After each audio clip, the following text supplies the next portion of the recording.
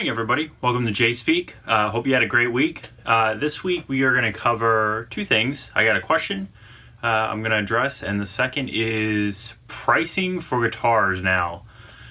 So we'll cover that first. So Gibson and Fender have had this interesting relationship over the last few years where they release limited editions now throughout the year, monthly. I think back in 2007 or 8 they started the Guitar of the Week. Then you did the Guitar of the Month, and then they kind of dropped off a little bit. I've noticed the Gibson Custom Shop has been putting out quite a few tasty morsels lately. They got a whole round of Les Pauls that are just these beautiful colors. I also saw some Black Beauty type customs.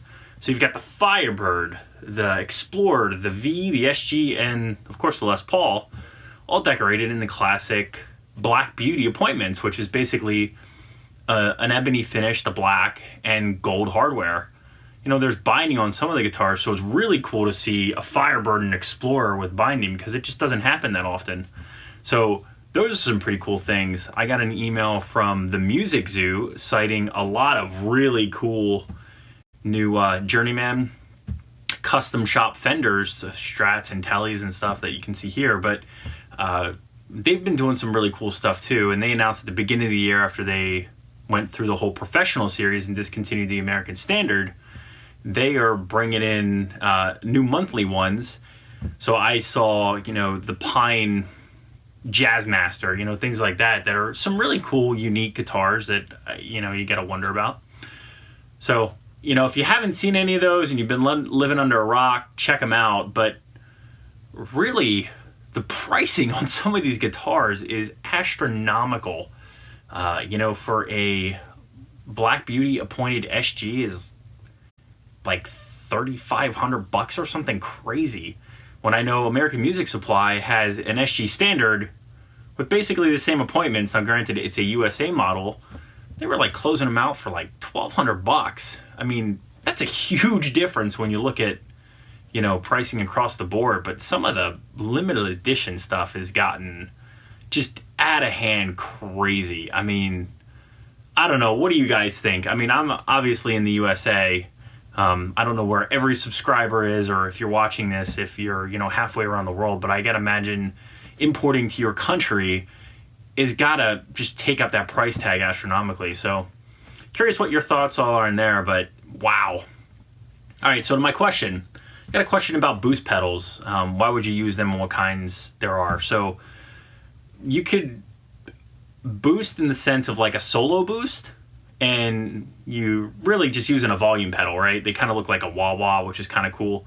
Then you've got other things like, you know, the Mad Professor Little Green Wonder, which is similar to a tube screamer, where you have your own independent volume, you have a drive, but you also have a tone, which in this case is body. So it'll get thinner bass heavy depending on what you want to do. But if you want to boost some of your signals on high gain amps, it really tightens up.